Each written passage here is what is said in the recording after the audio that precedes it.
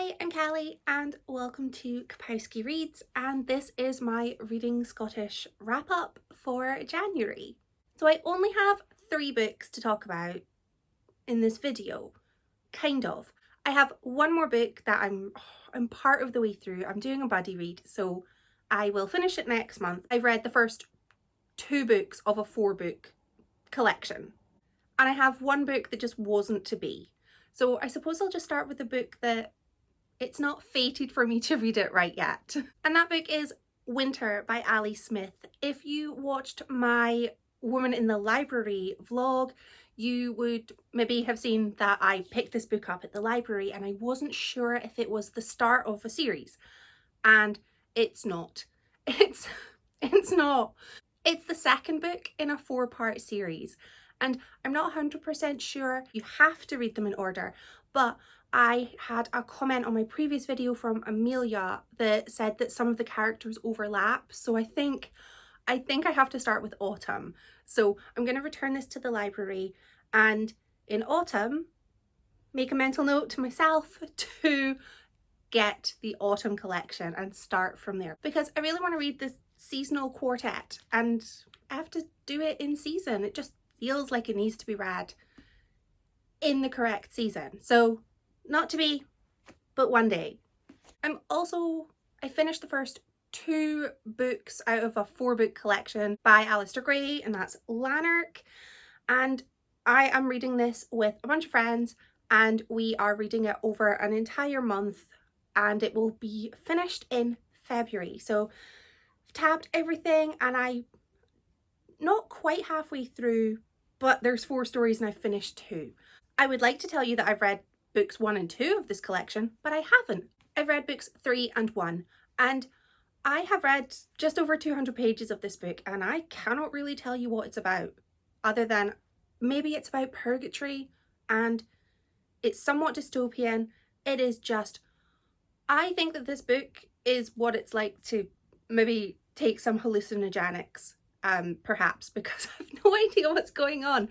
I just know I think I'm enjoying it, but it's a very wild ride and I'm excited to see what happens next. I don't like any of the characters, but I think it's very important to not like any of the characters because I think they're supposed to be extremely unlikable.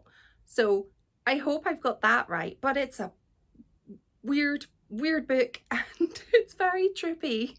So I will try to have words to describe how I got on with this book when I finish it next month, but considering I can barely tell you what's happened in the first 2 books that I've read of it, who knows if that'll happen. I might just come back and say I finished it and that's it. But now on to the books that I did finish, and fortunately I can actually describe these, which is good for a bookish channel. The first book I'm going to talk about is Mayflies by Andrew O'Hagan. This is a book told in dual timelines. The first part takes place in the past, in 1986, when I was born, and a group of young friends go off to Manchester to go to a music festival, and it kind of changes their lives. And then the second half of the book takes place in the modern day, and one of those friends has been diagnosed with terminal cancer. And it's just about sort of the impact that this friend has had on their group and their sort of friendship and support network. And this was a book. I'm gonna go let the cat in. I'm back.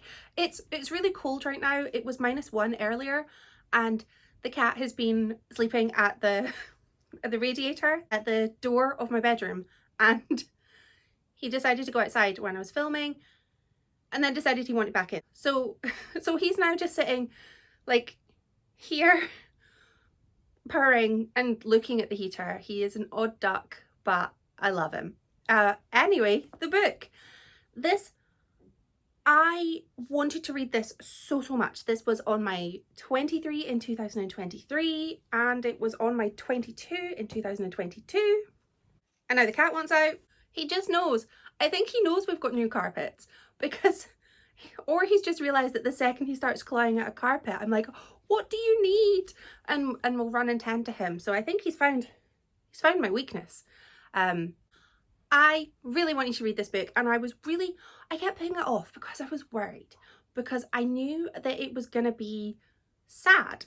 The second half is about somebody who is dying. I mean, it has to be sad and heartbreaking and just emotive and just so powerful. And I liked this book, but I didn't love it.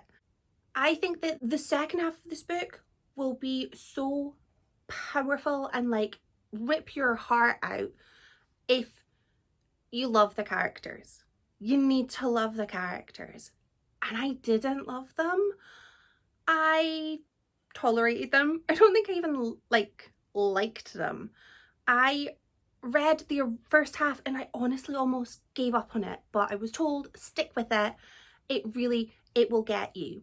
And I did. I'm so glad I did stick with it, because that first part, I hated those characters. They were 18, 19, 20. They were just a group of lads excited to be away from their hometown, off in Manchester, lots of alcohol, lots of excitement, and I found them to just be so annoying and arrogant, obnoxious and pretentious.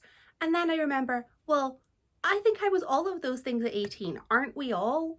You kind of go through that phase. But I feel like because that was my introduction to the characters, I saw them at their worst, at their most annoying. And I think I would have liked to have seen something that showed me just how lovely and just wonderful Tully, the main character, was, because I feel like I was just told he was brilliant and he was like the nucleus of their friend group and just everybody loved him, and I couldn't see any reason why. And I know that this book was written sort of with the inspiration of the author's friend. I think that maybe I just missed something that was going to make me love these characters, because I really didn't. And I did feel quite emotional reading the second half, of course, because I am an emotional wreck at the best of times. But I think that this book would have been so much more powerful for me if I really felt something for the characters, rather than just feeling emotional about the situation that they were in. I think I would have really preferred this book to destroy me emotionally, and it didn't. I did like it and I'm really glad I read it, but I was just, I wanted to read a book with characters I loved, because I love lovable characters. The next book I read was Sadie Call the Polis by Kirkland Ciccone. I have read this author before. This is the third book that I have read by this author. And something that this author does is they give me characters. So I was very excited to read this and to meet Sadie. This book is all about Sadie. I'm sure you could have guessed that from the title. And it is the tale of Sadie's life, basically from childhood right up until adulthood. And it spans basically from the 70s right to modern day. And I feel like this was a book of two halves as well. I don't think it was meant to be, but it really felt that way for me.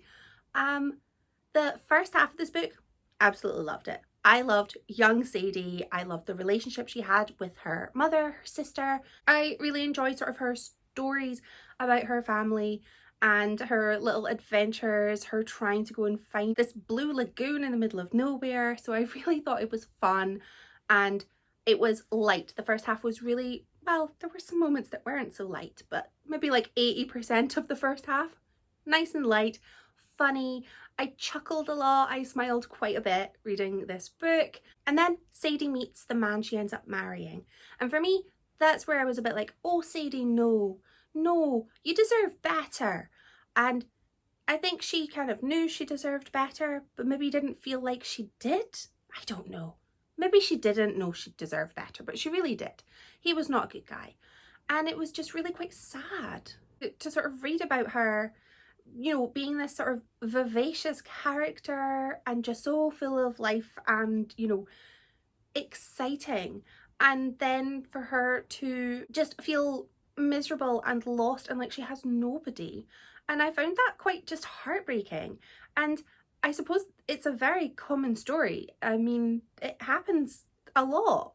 but it was really not fun to read about, and it just felt so like in contrast to the first half of the book. And I did still like the last half, but I wanted better because I loved this character. I wanted better things for her, and I liked how she sort of got out of the situation she was in and reunited with an old friend. And I just thought it was a very interesting sort of slice of life, and I really enjoyed it. And I think that this author does something, which is that they write really short chapters, which then, I don't know about you, but I'm somebody that's very much like, oh, I'll just read another chapter. Oh, just another chapter. Oh, the next chapter is only 2 pages. And then suddenly I've read like 50 pages when I meant to just read one more chapter. So it's very sort of bite-sized, but being bite-sized, it makes it so moreish. And then I end up staying up late and I get tired and grumpy. And then my last book, I have to be swift because I ended up working pretty late today. It's Friday. I'm going to be posting this video on Sunday, so I have to post it Saturday night. And I ended up working later today. The kids are on the way, and also so is our online food delivery. So I'm racing against them, and I'm expecting them to arrive together. Just, it feels like that's the way the week has been going. So my last book, Between You and I, is my favourite. And that was Before Again by Claire S. Duffy. And with full disclosure, I got this book as part of a book tour because it was described to me as sort of a mixture between a bunch of pop culture references that I'm like, well, I enjoy all of those things, so please let me have it. I just thought I should let you know that, full disclosure, I got this book for free, but it has been on my wish list for quite some time. So I think I was going to get to it anyway on Kindle, but I'm happy to have it on paperback now. This is about Kirsty. She's returning back home to Glasgow after a long time away. She's coming back for her grandmother's funeral. And I know that that doesn't sound like the start of an exciting book, but stick with me. And when she comes back, she saves a man from a horrific fate. And in doing that, she kind of rips a hole in this whole space-time continuum. And this book was just all about the repercussions of those actions. And all the while, there is a serial killer on the loose, and that serial killer is jumping about through time. And Kirsty is trying to save the day, and also a bit like, oh, there's a romance bubbling. And this book was fun. It was just fun, and it was exciting. And I really enjoy a sort of unlikely heroine hero situation. Kirsty is trying to basically stop the serial killer, and all of these secrets are revealed. Kirsty comes from this family of like underworld criminals, and there's beef that she's got with her great grandmother, and there are all of these secrets to just come out, and it is just drama and excitement. And there is a Viking, and he is dishy, and Kirsty also notices that he's quite dishy, but he's also being hunted by some other Vikings who are not so happy about him. And oh, so we've got hunky Vikings, drama, family drama, we've got Viking interpolitic kind of drama, and there's all of this sort of timey-wimey stuff going on. And I found this book to just be so exciting, and I just wanted to keep going with it.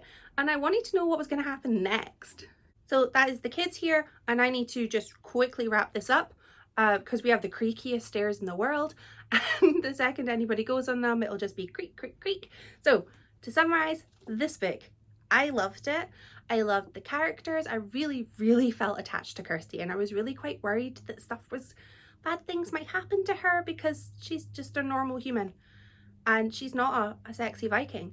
And I also really grew fond of the other main characters, and I loved the timey-wimey stuff, because this book actually went back to the 60s in Glasgow, and there was the serial killer then, and it was quite reminiscent of Bible John, who terrorised the East End of Glasgow in the 60s as well. And I thought that that was just so well done. And this is the start of a series, and I am in. I am buckled in. I want to know what's happening in the next book because this ended on a cliffhanger, and I need to know because there's more betrayals, and people I thought were good are not good, and Did I mention there's a hunky Viking romance in this? Because there is, and it's enjoyable. So I am gonna have to go short and sweet because it's all going on right now in my house. If you've read anything excellent recently, please let me know in the comments, and thank you so much for watching. Bye!